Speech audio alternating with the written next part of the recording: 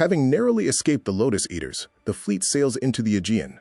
They are unknowingly approaching a pivotal moment in their journey, the beginning of a divine tragedy and the curse of Poseidon, as foretold at the start of their odyssey.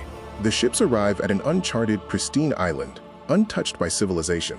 While it appears to be a peaceful, fertile paradise, a suffocating tension lingers beneath the canopy, hinting at a terrifying, primordial presence. This is the land of the Cyclopes, one-eyed, lawless giants.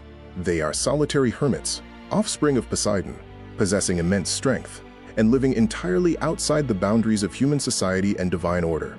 Driven by fatal curiosity, Odysseus and 12 of his bravest men venture into the cave.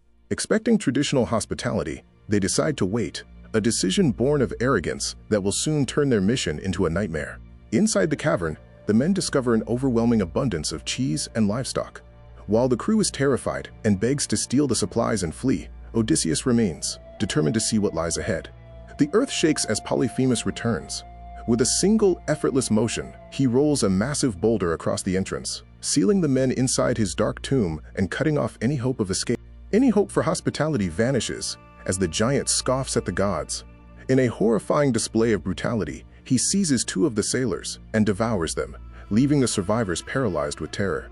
Facing certain death, Odysseus devises a brilliant, desperate plan. He offers the monster potent wine and, when asked his name, identifies himself only as Utis, meaning nobody, a clever deception that will prove crucial. As the days pass, the cavern becomes a slaughterhouse. Odysseus frantically studies the cave, looking for any weakness, knowing that killing the giant while the boulder remains in place would trap them forever. Odysseus continues to ply the monster with strong, unwatered wine until the giant falls into a drunken stupor. As Polyphemus begins to snore, the men realize their narrow window of opportunity has finally arrived. The men retrieve a massive olive wood stake they had hidden and prepared. With all their strength, they drive the glowing, flaming point into the giant's single eye, blinding him in a brutal, defining act of survival. Awakening in agony, Polyphemus roars for help, but when he tells his neighbors that nobody is hurting him, they assume it is a divine sickness and leave him be, validating the success of Odysseus's ruse. At dawn, the blinded giant removes the boulder to let his flock out. Anticipating this, Odysseus lashes his men beneath the bellies of the thick-fleeced rams, allowing them to slip past the monster's grasping hands. The survivors sprint to their ship and quickly load the stolen livestock.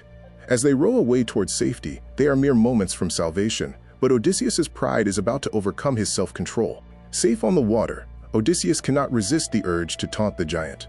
He reveals his true identity, a catastrophic error in judgment that bridges the gap between their survival and the start of divine retribution. Finally armed with his true name, a bleeding and humiliated Polyphemus calls out to the crushing depths of the ocean.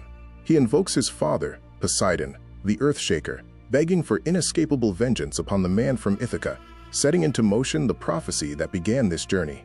The terms of the curse are terrifying. Odysseus must wander the brutal seas in misery for 10 years. He is destined to lose every man who sails under his command, eventually returning home alone on a stranger's ship to find only ruin in his own house. Deep within his abyssal domain, Poseidon hears the cries of his son and awakens an ancient, divine fury. He accepts the prayer, swearing to turn the oceans into an endless gauntlet of suffering. The petty squabbles of mortals are over. Odysseus has made an enemy of the sea itself. The 10-year drift is sealed. Every storm, delay, and monster encountered henceforth is no longer mere chance, but a manifestation of Poseidon's wrath. This single act of hubris is the epicenter of the Odyssey, locking the hero into a decade-long hellscape of survival. The confrontation in the Cyclops cave was the crucible that forged the fate of Odysseus, casting a dark shadow over every nautical mile ahead. Yet even in the face of such wrath, unseen hands prepare to intervene. Next time, the fleet discovers a floating island where Aeolus, the keeper of the winds, awaits.